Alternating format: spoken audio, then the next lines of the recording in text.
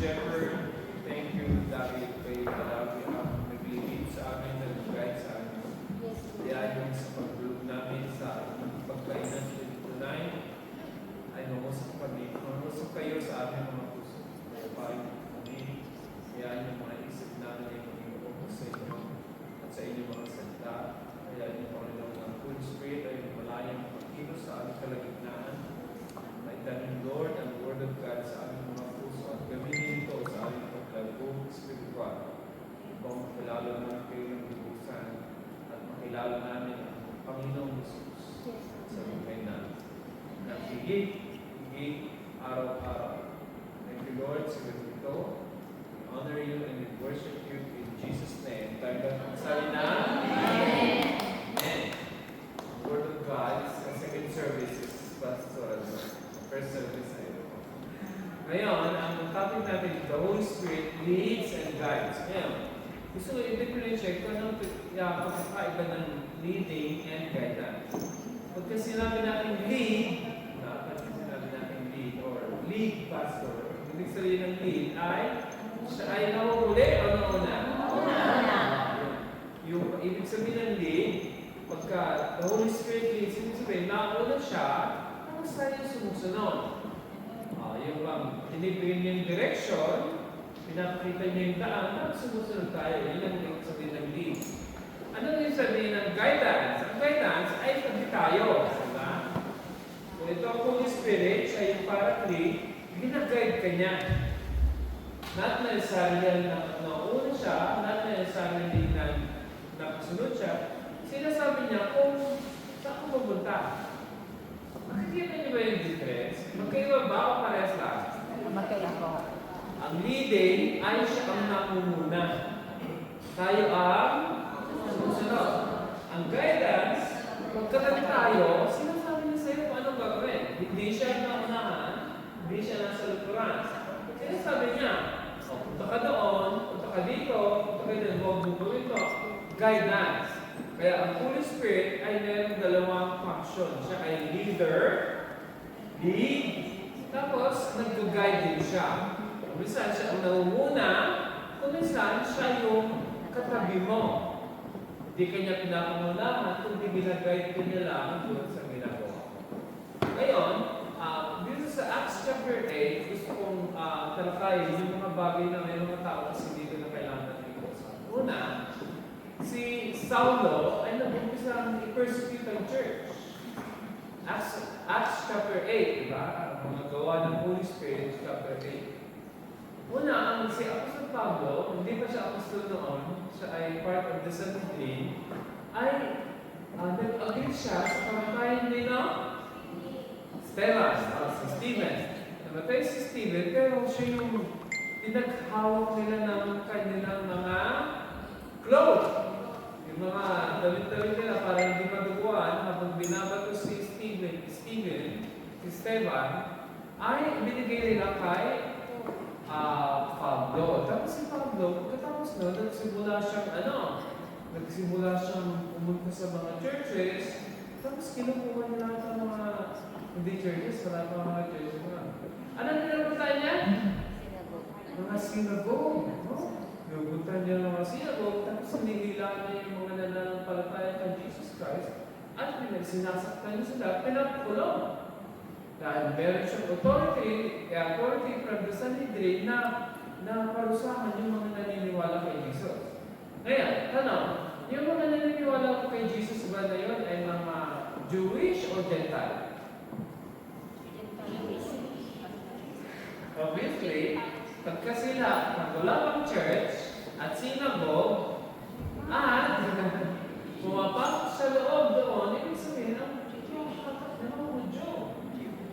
unang panahon ng panahon ng church sa Jerusalem, ang member ng church noon ay mga Jewish. Hindi pa open ang gospel sa mga Gentile. Tanong, may mga Gentile ba sa Jerusalem sa panahon noon? Wala. Meron. Mula noon hanggang ngayon, ang Israel maraming may Gentiles. Hindi na wala ng Gentile. Kahit na na nung panahon na, mas lalo na nung sila ay na-disperse. Diba? Nung dinala ang Diyos si Abraham dito, dumating si Abraham dito, Jewish na ba ang nakatira? No. Siya pa naman Jewish, di ba? Kung ang pag-trace natin ng Judaism ay galing sa tribe of Judah, wala pang Jewish. Noong panahon ni Abraham, si Abraham hindi pa rin Jew. So, bakit pinagsabi mo hindi Jew si Abraham? Dahil pag ang pinagbabasihan natin ng Jews ay tribe of Judah, wala kang tribe of Judah ng panahon ni Abraham. Pastor, bakit sinasabi yung walang tribe of Judah sa panahon ni Abraham? Abraham, Isaac, Jacob, Judah.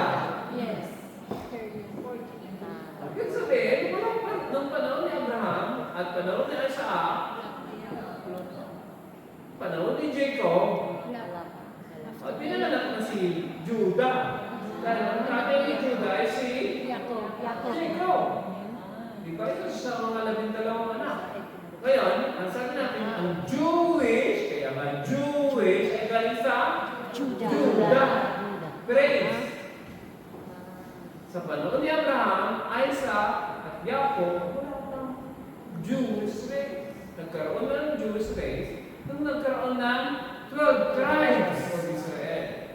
Sa 12 tribes, hindi lahat, gusto natin i-qualify. Ang Jewish ay galing sa tribe of Judah. Ayan, sa panahon natin ngayon, kahit anong tribe, Hudyo na nasa Israel, ang tawag natin ay Jewish. Not necessarily, hindi na natin tinatawag kung sino yung Judah, o ikaw ba ay Asher ka ba, ikaw ba ay Benjamin, kung saan, tawag natin sa kanila lahat ay Jewish. Pero I'd like to submit to you, my dear friends, hindi lahat sa kanila ay from the tribe of Judah. Meron lang, no? Ito, tingnan niyo puti. Ang lahat ng na-uplift ng Cohen from the tribe of Cohen. Anong tribe of Cohen? Levi. Levites. Hindi sila mga tribe of Judah. Kaya ito, nung namatay si lolo ko, isa sa mga pinagawa ni Rabbi, yung in-law ni Rabbi Shalom, ay ilagay yung Cohen, yung letter C, Cohen. Na doon sa building namin, dapat walang pupunta na galing tribe of Levi. Doon sila lahat, Judah, yung Cohen. Bakit bawal? Lahat ng mga Cohen, pag may namatay, hindi dapat lalapit sa mga patay. Kaya nilagyan ng mga Cohen yung mga Cohen, dahil may patay sa building na ito, huwag kayong pupunta. Dahil madidifile kayo as mga tribe of Levites o tribe of Levi. Mga Kohanim, hindi pwedeng pumunta sa building namin dahil patay si Opa. Ngayon, ang ibig ko sabihin, mga kapatid, ang mga Jews na pinipersecute ni Pablo, mga nananampalataya na pinipersecute ni Pablo, ni Saulo, ay mga Jewish. Pag sinabi natin Jewish, hindi na natin dinidistinguish kung anong tribe sila. Aliwanag ba? Kasi ngayon, lahat ay Jewish, pero not necessarily galing sila sa tribe of Judah.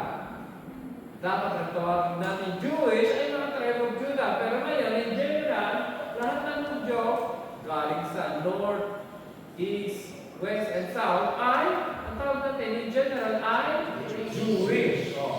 Kung saan na napag-iiba natin, kahit na yung mga Jewish na nasa Amerika, ang tawag natin sa kanila, mga Israeli. Not necessarily, ang mga Jewish na nasa Amerika, ang tawag natin sa kanila ay American Jews. Di ba? Ito yung mga Hudyo na nandito sa Jerusalem, pineapple Jews.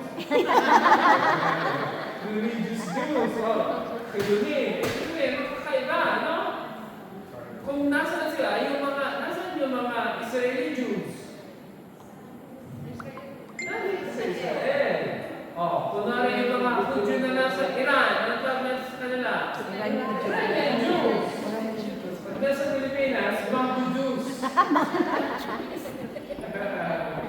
Hindi, baka ina-identify natin sila according to their place. Kung nasaan yung mga Hudyo, that's where they identify them. Kaya, tandaan natin yan, na ang unang tao natin, ang unang tao natin ay si Saul na nag-persecute. Tapos ang pangalawa na gusto kong i-highlight sa chapter 8 ay si Felipe. Kilala ba si Philip? Si Philip at si Esteban ay magkabagkada. Dahil sila ay part ng 7 na pinili ng Jerusalem Church at sinabit nila yung 7 pangalan na yun kanino? Sa mga apostol. Yung mga apostol, inanoint nila yung 7 deacons, tawag natin sa Greek ay diakonos. Ang dalawa doon, ang pangalan ay Stephen at Philip. Ngayon, si Stephen, ang unang preacher, diba? Dati siya ay server of tables, o tawag natin diakono. Ano yung sabihin ng diakono? Servants. Diba? Nagsiserve. Sino mga servants dito? Kung ikaw ay kakain ka lang at aalis, hindi ka servant. No? Ikaw ay amo. Kasi kami dito, nagpupulan kami basura, nagtatapon kami ng mga microphone, nagluluto kami, nagtatapon kami ng mga pinagkainan sa basurahan, di ba? Pero kung ikaw kakain ka lang aalis ka na, ikaw ay Lord. Pero kami lahat na may ginagawa, at least nag-ayos ng pagpuan, nagpapatay ng aircon, nagsusus ng aircon. Ang tawag sa iyo ay servant o diakono. Diakono. Ibig sabihin, deacons ay yung nagtatrabaho sa church. And not necessarily na opisina yun. It's not an office. Diakono is a function. Katulad ng pastor, ang pastor ay hindi position. A pastor is a function. Ibig sabihin, bakit ako ang pastor? Dahil ako yung nag-preach every week. Amen. Pag ako ang pastor ay palaging hindi ako nakikita niyo dito. Mula ang pastor yan, no? Binibigyan ng love, di naman nagpe-preach. Hindi totoo yun, no? Ang dapat na preacher, ang pastor, ay nagpe-preach every week. Gusto totoo yan. Ngayon, binibigyan ko ng opportunity sa pastor. Meron din pastor ang law. Para kung dumatay ako, meron susunod na pastor. Jesus. Diba? Huwag naman yung ako naman palagi, tapos hindi na-develop yung mga next in line, yung mga preacher. Maliwanag ba? Kaya binibigyan ko sila, pero ang main trabaho ko ay mag-preach. Yun ang tawag sa akin ng Diyos. Hindi ko ibibigay ito kahit kanino. Dahil kung magbibigay ito kahit kanino, yun na yung pastor ang susunod. Maliwanag ba? Nung umalis si Pastor Pearly at binigay niya sa akin yung pagpapastor, ibig sabihin, ang main trabaho mo ay prayer at pag-preach. Huwag mo kalimutan mo na lahat, huwag mo kakalimutan ng prayer at preaching. Yan ang main ministry mo. Kaya hindi tayo lahat tinawag o may function na maging pastor. Magulo yun. Kunwari sabi ni Ben, pastor, nag-aaral naman ako sa WSN, pwede din ako magpastor. Pag inahamon niya ako, sabihin ko, maupo ka, Ben. Bakit paupuin ko si Ben? Hindi talaga gusto ko yung pwesto ko. Magulo pag may dalawang nag-aaway na nag-preach.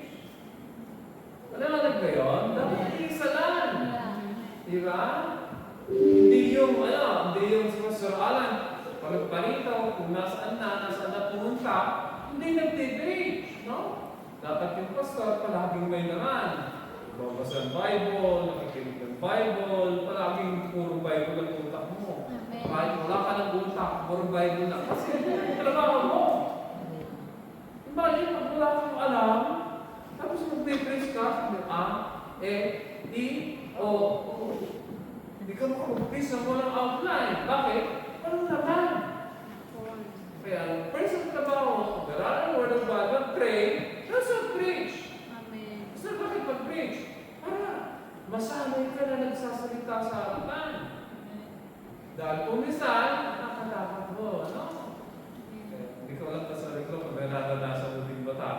Siyempre, practice. Tatay. Ako hindi natatakot. Pastor, bakit? Since 2006, hindi na ako nag-preach Since 2006, ilang second na na-upload sa YouTube, mga kapatid, walang nanonood. Ang dami na. Tag niyo, mga kapatid, PTR, Alan Peralta sa YouTube, ang dami kong sermon ko. Ang dami na.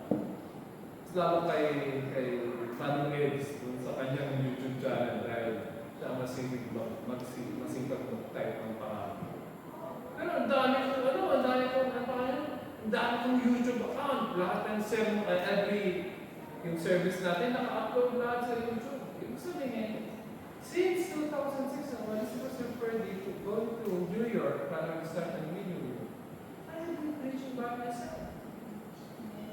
At ang daming sermon noon. Minsan, di ko na bilang. Kung isa kasi, mas lalo na nag-2 services na tayo, first and second, di ba? Hindi lang first, di ba? Ngayon, medyo okay kung ngayon. Dahil, pagkatapos ko sa first service, sa second service, nakikinig na ako kayo sa solar block, di ba? Okay ngayon. Pero kung isang madalas, dalawang magkasunod na week, apat na sermons. Kaya mo yun? Ngayon, kaya mo yun? Nililig ka, ginagayad ka ng Holy Spirit. At saka marami kang nilalagay sa utak mo at sa heart mo. Pero pag ang nilalagay mo lang ng mga Facebook rin, at wala mo lang ang utak mo, wala ka rin na-educate. Kaya kung ito ay submit this to you humbly. Pag preachin mo ako right away, sorry, ikaw ang preach, hindi ako nakaprepare, I can preach. So, bakit mo kayong i-preach? So, dami ng sermon na nasa utak ko. Yan ang advantage ng palagi nag-preach. Ang dami mo ng sermon na nasa utak, hindi kami yung parang, sabihin lang, alam mo na, mag-aaral mo na po, I'm not ready. Sinanay kami, Pastor Inday, sa church na pinanggaling ko, hindi sabihin na, sa Agape Grace Fellowship. Ina-assign ka ng pastor ng biglaan. Si Pastor Hermie, kung saan, kunwari nag-away sila ng asawa niya, ayaw niya mag-preach. Pastor Alan, walang asawa, walang kaawa. Maganda na advice yan. Kasi kung minsan, pag may kaaway ka, hindi mo mag-preach. Kasi syempre, hindi ka pa nakapagpatawa, hindi ka palinis yung heart mo. Ang ginagawa ng Pastor Hermie, Alan, mag-preach ka. Sabi ko, amen. Pastor, bakit amen sabi mo? Dahil alam ko, si Pastor Hermie, nag-a-assign ng impromptu. Kaya naka-ready ako malagi ng outline. Saturday night, bago kami papasok, bago ako mag-church, meron na akong outline talaga. Hindi lang sa utak ko, wala akong papel. Sinanay ko sa rin ko walang papel. Nasa puso ko na yung i-preach ko. Alam ko na yung i-preach ko. Kaya pag sinabi ni Pastor Hermie, Alan, ikaw ang preach. Hindi ko sinabi na, Pastor. Hindi ako ready. Hindi niyo sinabi. Sabi ko, yes, Pastor. Alam ko, nagpa-away kayo. Alam ko na yung status ko. Na hindi ko kayang gawin kahit kanino yun dito sa atin. Kahit kay Pastor Glon o kay Pastor Melody. Hindi ko din yung gagawin. Dahil, hindi ko na sila nasabihan, na-train na, dapat ready ka. Dahil pag hindi ako, ikaw mag-reach. Hindi. As much as possible, pag ako'y nandito, minsan na ako'y nasa hospital, ilang beses akong nasa hospital, wala ako sa church. Nung nasa isip ko, dapat ako nag-preach doon. Imagine, nasa hospital na ako, isip ko rin ako. Kaya panood ko yung service, especially yung preaching. Pinapanood ko sa Pastor Melody o sa Pastor Glow. Especially, okay naman yung pag-lead at ni Pastor Inday sa praise and worship. Pero hindi yun ang aking main. Ang inisip ko, ano kaya yung word tonight? Kamusta kaya yung word tonight? Dahil yun ang main na trabaho ko. Unang natin ay si Apostol Pablo. Tapos pangalawa ay si Philip at si Stella. Si Philip ay preacher. Dati siya diakono.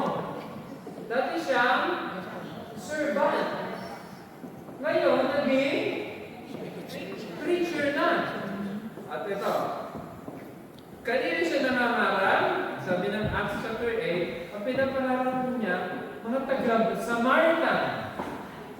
Samaria. Anong pangalan ng mga tao sa Samaria? Martas. Sa Hebrew, tandaan niyo. Sabihin mo sa katino. Shomronim. O ba? Lagi. Shomronim. Sabihin mo sa kabila. Shomronim. Ang ibig sabihin niyan, Samaritan. Kaya ang mga Samaritan ay may unang na nag-greet sa kanila. Sino ang unang nag-greet sa kanila? Ha? Jesus. Yung babae. Oo. Inamit ni Jesus. Ang unang nag-greet sa Samaritan kanila ay woman. yung babae. Namit ni Jesus. Nangigib. Bigyan. Katanghaliang tapat. Namit ni Jesus. Diba sabi ni Jesus, hindi ako kumain ba ng tubig? Hindi kayo? Ako ay Samaritano? Bakit kayo nakahingi ng tubig sa akin? Diba? Dahil walang pagkakaugnayan yung mga Hudyo at Samaritan. Ngayon, ang una nag-greet sa kanila ay si Samaritan woman. Pangalawa si Jesus. Pangatlo ay si Philip. Pero, kaiba, sa panahon ni Philip na nag-preach na siya sa Samaria, sa Shomron, meron ng signs and wonder. Sa panahon ni woman, ng Samaritan woman wala, sa panahon ni Jesus wala, sa panahon ni Philip, may signs, ano? Lumalayos yung mga masamang spirito, yung may gumagaling, may mga gumala. Diba? Tapos ang pagkasabi ng Book of Acts, may joy! May joy. Unang, ano natin, ay si Saulo. Tapos pangalawa ay mga si Philip.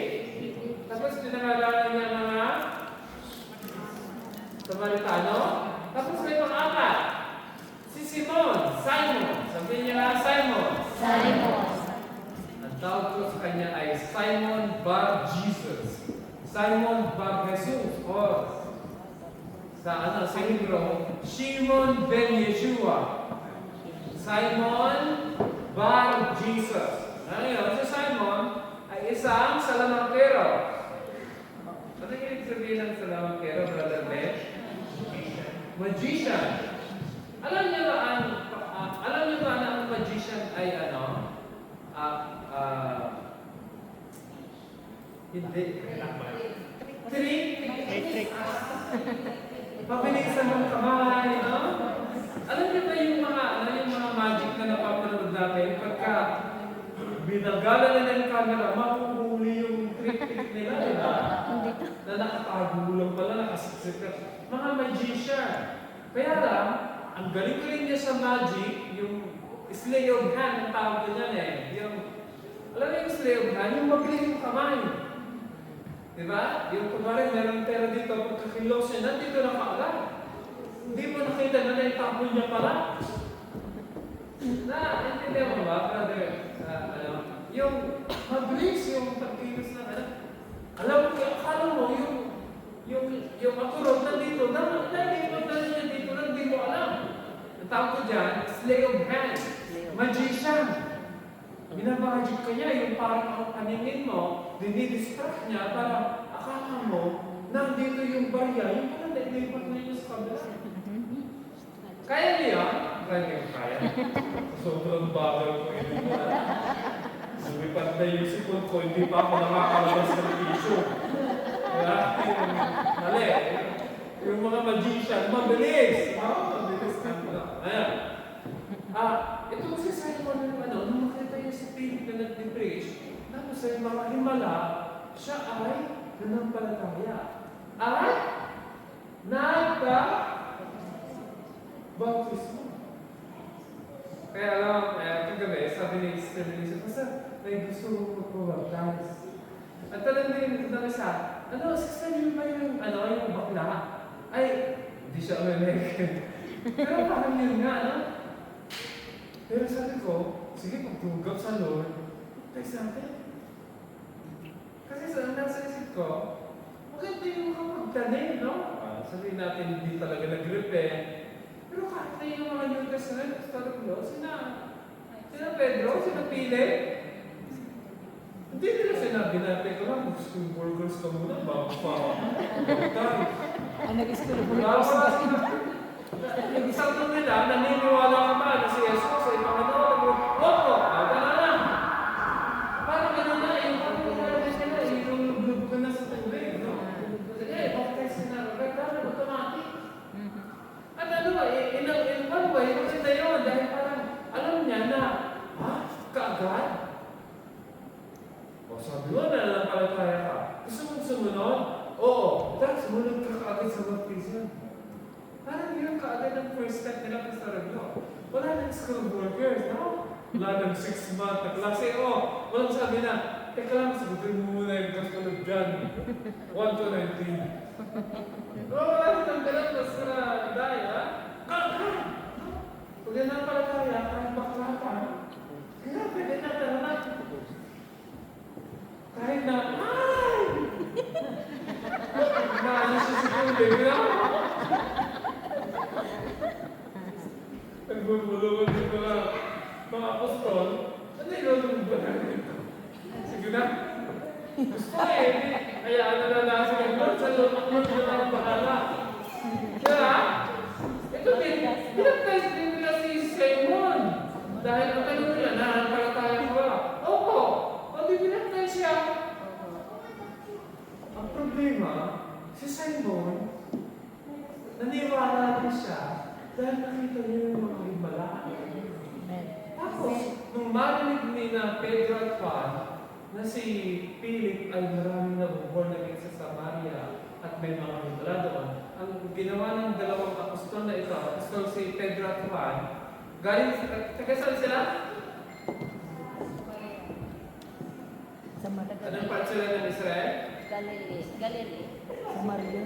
Hindi, nasa apostle ng church eh. Nasa ang church? Jerusalem. Oo. Umalis na sila sa Galilee. Huwag sila Galilee. Pero dito na sila ngayon nakatira dahil sila ang mga leaders ng church. Diba? Si Peter, James, and John. Silang tatlo. Ngayon, yung dalawa, si Peter and John, pumunta sila sa Samaria. Ngayon, ang trabaho ng dalawang apostol, sila yung tagalihans para mag-speak in touch yung mga tao. Si Philip, nag-relay hands para sa healing and miracles. Pero si Apostol Pedro at Juan, nag-relay hands para mapag-touch yung mga tao ng Holy Spirit. Maliwanag ba? Ibig sabihin, kahit nag-relay hands si Philip, hindi siya ang tinawag ng Diyos para mag-minister ng Holy Spirit. Kaya kailangan niya ang tulong ng mga apostol. Maliwanag ba? Napakaliwanag na yung job description ng mga men of God sa Book of Acts. Hindi sila nag-overlap. Hindi tinatrabaho ni Philip yung trabaho ng mga apostol. Kunwari, may mga new believers sa Samaria, sabi na, Philip, gusto din namin mag-protect ng Holy Spirit. Pag-pray mo kami. Sabi niya, teka lang, ito yung trabaho. Hintayin natin si Peter and John, silang dalawa ang mag-pray sa inyo para kayo mag-baptize. Naniwalag ba? Kasi hindi kinukuha ni Philip yung trabaho ng mga apostol. Merong distinct na kanyang job description. Kaya kunwari si Q. Edison ay taga-camera, hindi ko kukunin yung taga-camera. Ibigyan. Pagka walang camera, nagtatawaran ko, Manuel, tulog ka ba? Bakit PA? Bakit walang camera? Gusto ko, nakakamera yung kambo ko. Kaya ako yung nag-preach. Kasi may mga nanonood din sa service natin. Diba? Hindi naman lang tayo lang. Minsan, minsan hindi sila naglalahar. Pero sabi nila, Alans, ano bibris ka na ngayon? Diyan ko, paano nila alam? Kasi nila, ako nagkasakit, kala nila ako nasa hospital pa. Ay, nag-preach na ako. Sabi ko, ibig sabihin, pinapalad din tayo. Minsan pa minsan manapins. Iikot mo din yung camera para makita yung mga sa labag may kumakain, ha?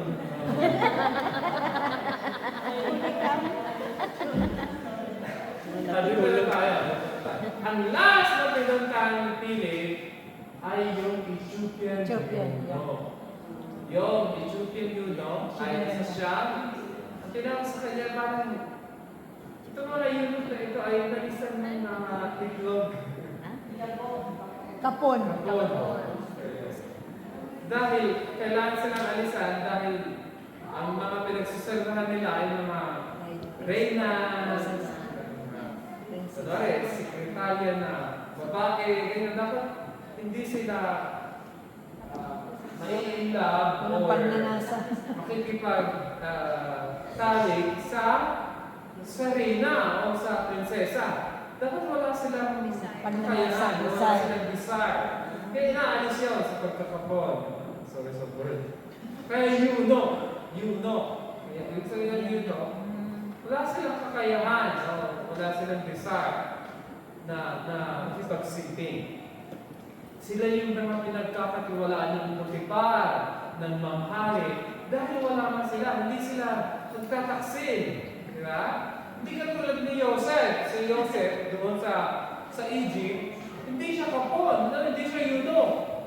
Kaya nung nilalapitan siya ng asawa ng Potiphar, pwede ba siya matukso? Hindi. Pwede. Kaya lang ginawa ni Joseph. Tumakbo siya, no? Kaya ang amin natin doon, hindi run Samson run, no? Run, Joseph run, di ba? Si Joseph ang kailangan tumakbo. Dahil meron pa din siya, hindi siya kapon, hindi siya eunuch. Kaya ito ngayon, siya ay itong Egyptian eunuch ay God-fearer. Na-share ko na sa inyo kung ano ibig sabihin ng God-fearer. Tinatapos na dito ng WISL, gumraduate na, katulad ko.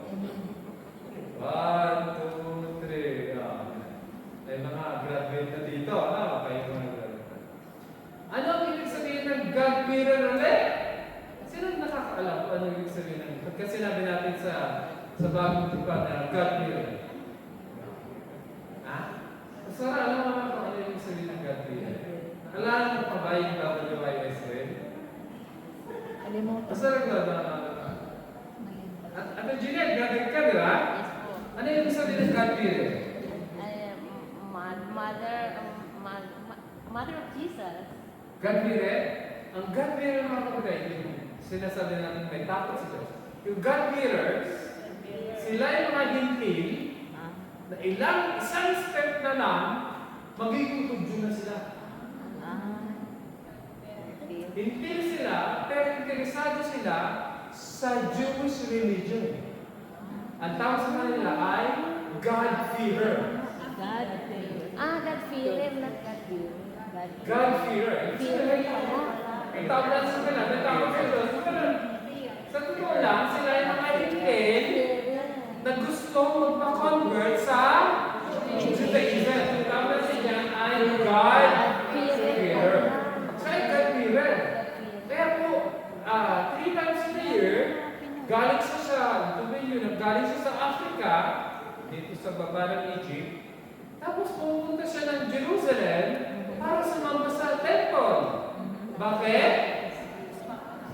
Naniniwala siya sa Diyos ng Israel, sa Jewish religion. Isang step na lang, magiging Jewish na siya. In this case, kunwari, ang Egyptian eunuch, anong kailangan niyang gawin? Alisan na. Papatuloy na lang siya, Jewish na siya. Ibig sabihin, nakapag-convert na siya ng 4 na taon, nag-aral na siya ng Judaism, tuloy na lang, kailangan di ba? Pag ikaw magpapa-Jewish, kailangan may blood na Pag-breed. circumcision, yung breed. Kaya pag kayo, kunwari, si Manang Redison na yung magpapa-convert, dapat may ceremonial na pagduduguin din yung kanyang para matawag siyang Jewish. Yan si Egyptian eunuch, isang step na lang, magiging Jewish na siya. Pero nang galing siya sa hindi sinabi ng Bible kung anong peace. Punta siya ng Gaza. Galing siya ng pauwi na siya, Ha? Pupunta ng Gaza. Punta siya Asdod, sa Ako, hindi ko alam kung saan Dahil doon ang daan nila, sa Asa. Kung dito sa Jerusalem, ang pinanggalingan niya, naka-chariot siya, Papunta ng Gaza, pababa ng Egypt, pababa ng Africa. Ethiopia. Pababa. Kaya tama, Pastor Glo, nasa Gaza, doon ang daan nila, pababa. Ngayon, habang nangangaral itong si Philip, si Philip ba? Si Philip. Sabi ng Holy Spirit kay Philip, sabayan mo yun. Sabayan mo yung karwahe. Di sinabayan niya. Nung sinasabayan niya, siguro hindi ko kaalam mag-place, no? Sinasabayan niya, dahil nagbabasa, hindi pwede mag-place. Dahil nagbabasa yung Jubilee Unok, Sabi nakita niya kung anong binabasa niya, ano? Alam mo ba kung anong kung ano ba yung binabasa? Sabi ng Unok, ano kung malalaman, kung walang kakalilaan. Teka lang, anong tinutukoy niya dito? Sino tinutukoy niya dito? Sarili niya o ibang tao? Kaya may tanong ka agad yung kaya sabi ng teka, sumakay siya sa karwahe ni Yuno. Diba? Kasi kaya pinalawanag ni Pilipi. Dito na tayo mag-end. Kaya papasahin na natin yung verse of his life. Ito na. Sagot naman yung palawakan. Kung parang makakaliwanag sa akin. Ang Pilipi ay kanyang naiyahan sa makay sa karwahe at umupo sa kanyang tabi. Ito ang pangalan ng kasulatan. Pinabasa niya. Siya ay tulad ng isang upang dinadala sa katayan. Sino yan? Jesus. Diba? Tama, ang pinabasa ni Yuno ay yung sulat ni Isaias na siya ay parang tulad ng isang tupa na dadalhin sa kamatayan. Napansin niyo ba? Kaya si Philip, pinaliwanag niya yung mabuting balita kay Yuno. Kaya ngayon, nung napatanggap na niya, si Yuno, sige, hindi naman nakasulot sa pagpapag sa tinatanggap niya na.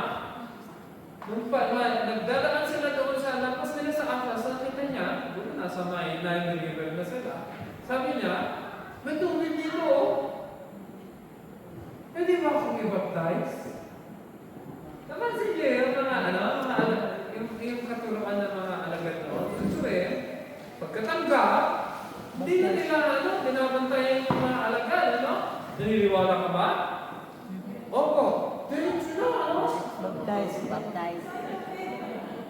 Diba? Kung siguro, kung may katulong pa, maalis mo muna yung tato. Ayaw ko naman binabaptize. Kunwari, tumboy pa na yun, siga. Hindi ko siguro, ito nang nagdedeg ka na.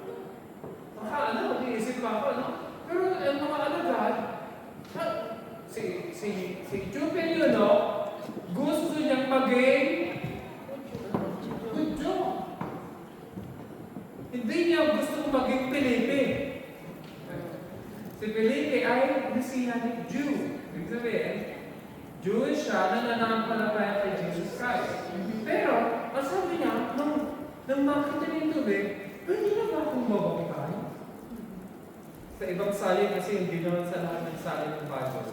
Nasa pagpipili, kung ikaw'y nananampalataya, ibabaptize kita.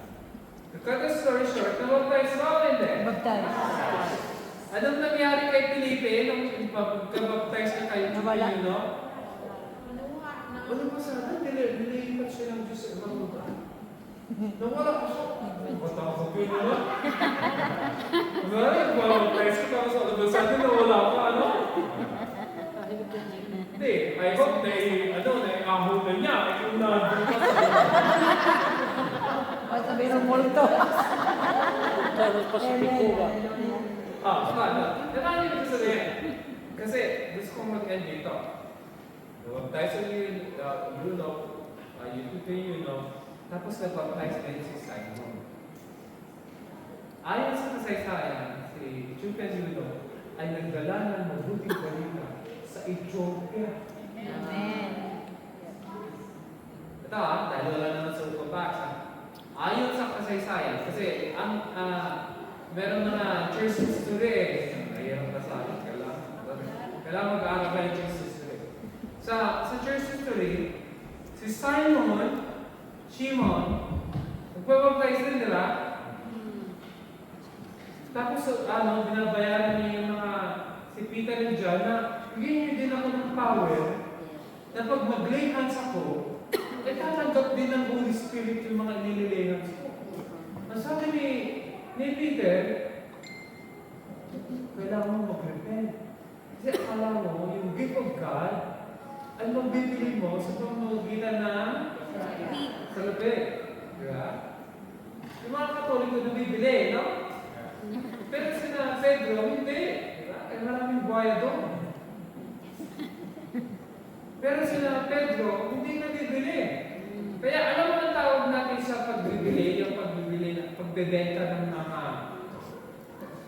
mga kadila o yung mga services? Simoning. Narinig niyo na yung word na simoning? Simoning. Pagka yung mga kandila na binibenta o yung... Kaya ayaw ko nun kaya kumisa nagagalit ako sa mga pastor na kailan pa pa-dedicate tapos magpapabayad o magpapakasal magpapabayad. Kasi libre mong natanggap, libre mo na. Libre, nagagalit ako sa mga pastor na mayroon charge. Wala na kayo pinag-charge. Iwan ko sa pinanggalingan ko. Diba? Papadasal ng patay, may bayad. Papakasal, may bayad. Lahat may bayad. Diba? Hindi dapat, dapat pagka ikaw ay man ng God, pag hiningi kang gawin ito, gawin mo ng tao sa puso mo, huwag kang magbibigay ng envelope. Bakit mo lang nag-i-amen? Kung may magbigay ng love gift, amen! Diba? Pero huwag kang magbibigay ng envelope. Bayad. Na parang ibig mong sabihin,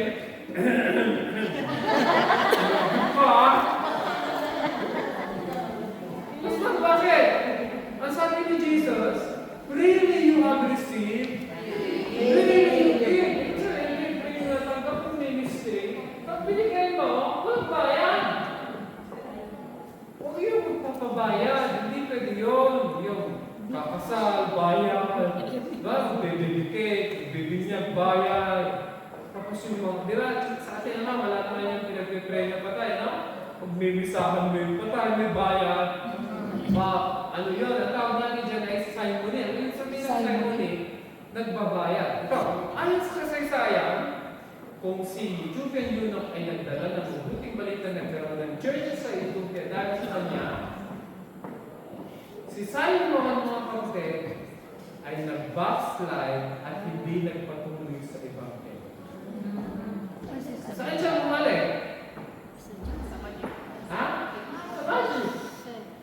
Magic Ibig lang. sabihin, yung sabi niya sa'yo nagsisisi at sabi niya nag-baptize ay hindi. Kasi meron mo lang gano'n? Meron. Meron. Meron. Pero, kasi, hindi tayo ay mag-judge kung totoo o hindi yung decision niya. Yung mga apostol, yung mga disciples, si Philip, hindi sila sinabi na pupunta ka ng impyerno, bahala ka sa buhay mo. Hindi. Pinabilang pa nga siya ni Pedro, magsisi ka. Dahil nakita ko, puno-puno ng kapalitan ng puso mo at hindi ka tunay na sumusunod sa Diyos. Pero hindi siya nakinig. Pero meron siya, request niya, request niya, ipanalangin niyo ako na huwag mangyari yung sinasabi niyo sa akin. Pero sa totoo lang, may request siya, pero ang heart niya hindi talaga nagbago. Ibig sabihin, dahil ang sinasabi si Jesus Christ ay nagsalita. Meron siya dalawang parabel. Parabel na o parabol? Meron siya dalawang parabol. Tama talaga si Saya. Parabol talaga. Hindi parabel. At bakit naman pag nasabi niyo Bible, di ba? Bible? Bible ba yan? Bible? Bible? Tama ang mga Bisaya. Bible na. Bible. Tama na. Wala ako. Ito, si Jesus meron siyang dalang talinghaga. Yung unang talinghaga, sabi niya, meron daw may nagtanim ng puno, tapos sabi ng may-ari, sabi ng nangangalaga, Panginoon, hindi po namunga. Pwede bang Tabasin. tuloy na lang ito, dahil occupy lang siya ng space. Paano lang ito? Dulo lang.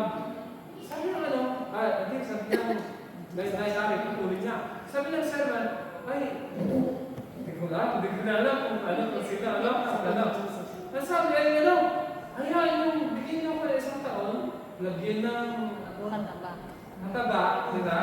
At i-cultivate. At tingnan natin, pag namunga, praise God, ito ulit, binigyan ng chance Ng Diyos.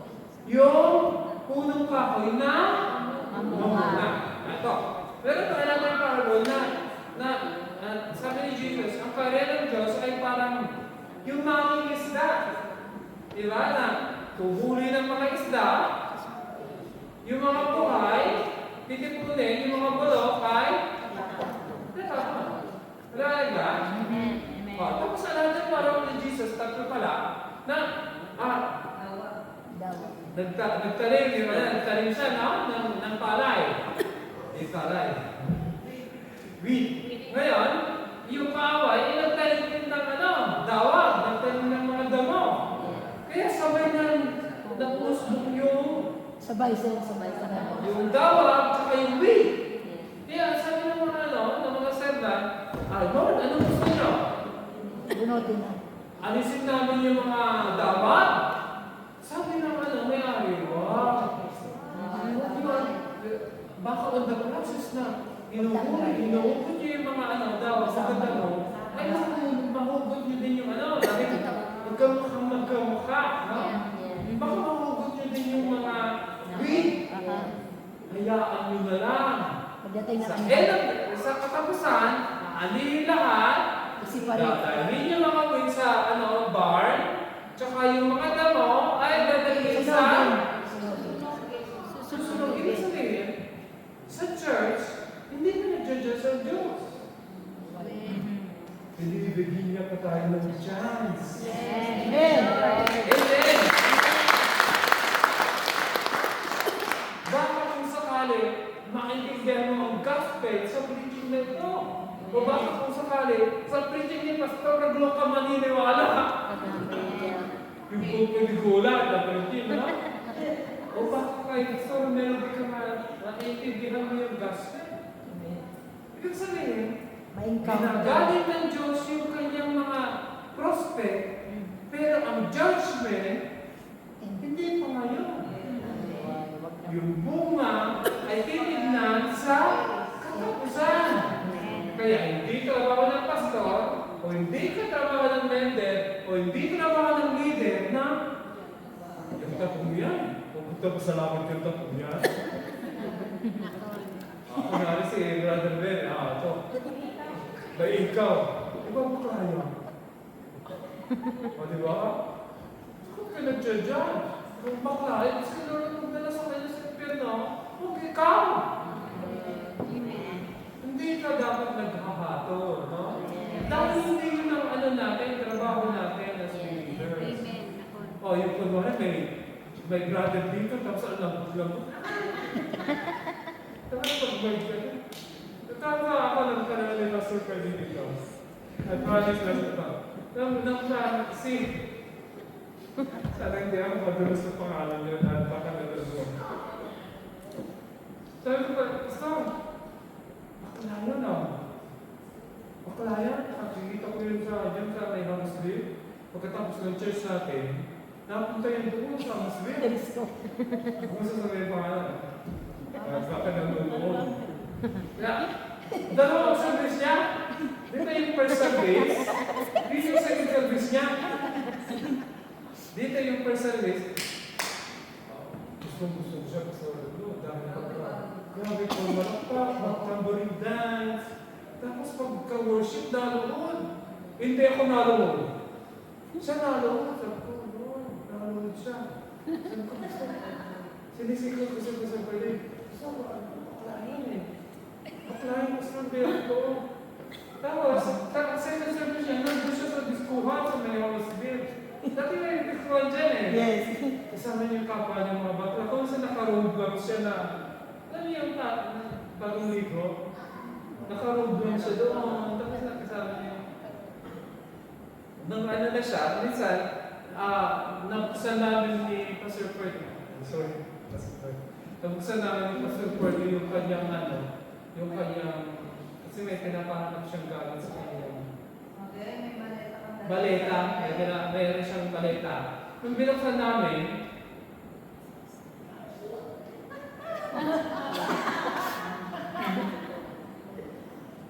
sabi ko, Pastor, dinaniwala ka na. Pero sa Pastor, hindi siya, hindi siya nagsasabi na, alam, tumayin ka. Hanggang siya'y nakaalis at umalis, walang sinasabi si Pastor Curly sa akin na, alam, kausapin mo ba?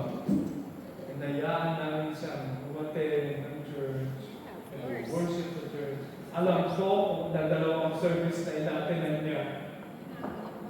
Isang para sa Diyos, at isang para sa Diyos. Sir, bakit sabi mo para sa Diyos? Madilim eh! Ang ilaw yung pagkikip-ganyan. Yung naay ko. Hindi ko alam kung pupunta ng impyerno talaga yung ilaw na yan. Ito ang alam kong ilaw na pupunta ng langit, paliwanag. Hindi yung paiba-iba. Kasi rinatulad mo na ba sila? Wala kung may naniniwala kay Jesus Christ sa Diyos. Ang iisip nila ay yung kalayawan. Ang iniisip nila ay yung sa mga barkada nilang kamunduhan. So, nag-judge ka na. Hindi ako nag-judge. Alam ko yung buhay ng kapatid. Hindi ako nag-bigro. Pero dito ko kay Pastor Ferdy, hindi niya kailangan sinabi na, Hoy, lumayas ka dito. Alam niyo pa sa alam kung saan ka umaatin ng second service. Hindi niya sinabihan si Brother na huwag umatin ng second. Hinayaan niyang umatin. Eh, nasa Pilipinas siya, praise God, no? Kasi hindi ko alam kung anong gagawin ko sa kanya para wala na dito si Pastor Ferdy, no? Buti na lang wala na siya dito. Pero ang ibig sabihin, ay ganito. Siguro, I'll still welcome him, pero hindi ako katulad ni Pastor Ferdy. Na kaya niya yun. Sa akin siguro, sabihin ko, kasi may mga, minsan, ewan ko sa inyo, no? Dahil may mga iba, mga kasalina na ayaw nila yung mga taong makamundo. Dahil baka sabihin nila, ayaw nga, gusto ko nga, tignan nyo sa church nyo. Hindi ko din, sa church natin, welcome lahat. Amen. Boy, girl, bakla ng boy. Amen. Kahit ano ka pa man, pwede ka dito. Basta bakit pwede? Hindi na pinopromote ang kabanalan dyan. Ang kabanalan namin kapatid ay dahil kay Kristo. Amen. Hindi dahil sa ating mga gawa. Dahil mga kapatid, pag ang kabanalan ko ay galing sa akin lang, hindi ako makakapag-praise ngayon. Amen. Dahil magaling akong makapag-away sa asawa ko. Pero mga kapatid, ang aking kakayahang tumayo ay hindi dahil sa mga ginagawa ko. Dahil sa ginawa ni Kristo Jesus. Amen. Kaya bakit kaya ko mag-minister? Dahil si Jesus ang nasa loob ko. Si Jesus ang nakakover sa akin. Amen. Kaya kung minsan, di ba tayo mga believers, ang nakikita sa atin, yung mga mali natin. Alam niyo ba yun? Minsan, Pastor, bakit ganyan? Bakit kayo ganyan? Ganyan. Sabi ko, sa loob ng mga believers, dapat pala tayo mga perfect na. Naglalakad na tayo ganyan, na malumanay tayo magsalita, na hindi na tayo nakakapagmura, no? Kala nila, ang mga born again, ay mga perfect na, no? Na ang palaging sinasabi, Hallelujah! Praise the Lord, Brad! Amen, Brad! Kapatid, pag nagsasalita ako kapatid, parang din ako Duterte. Hindi ako BBM na politiko. Pag nagsasalita ako, minsan masama ako magsalita.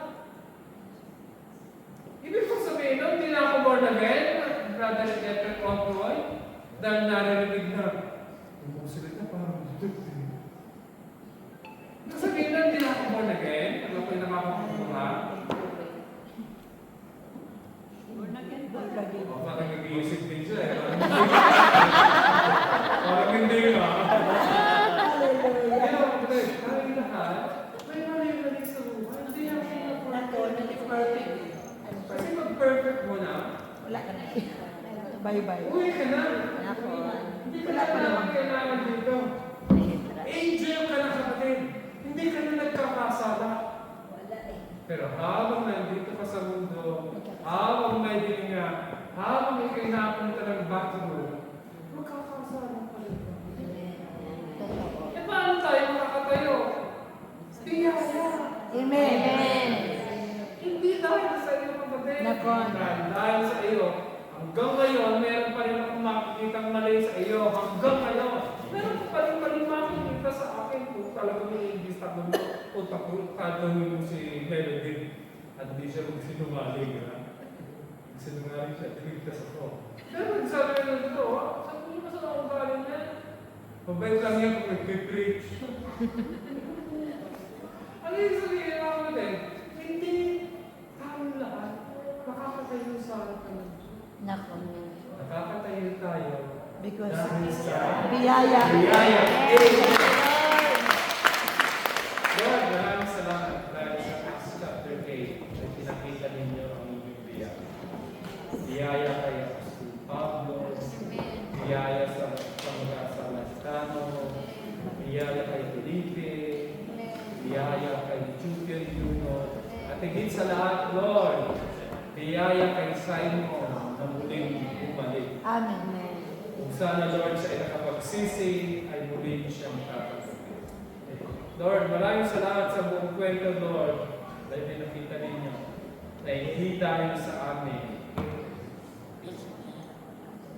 Kaya kaya namin maglingkod sa inyo.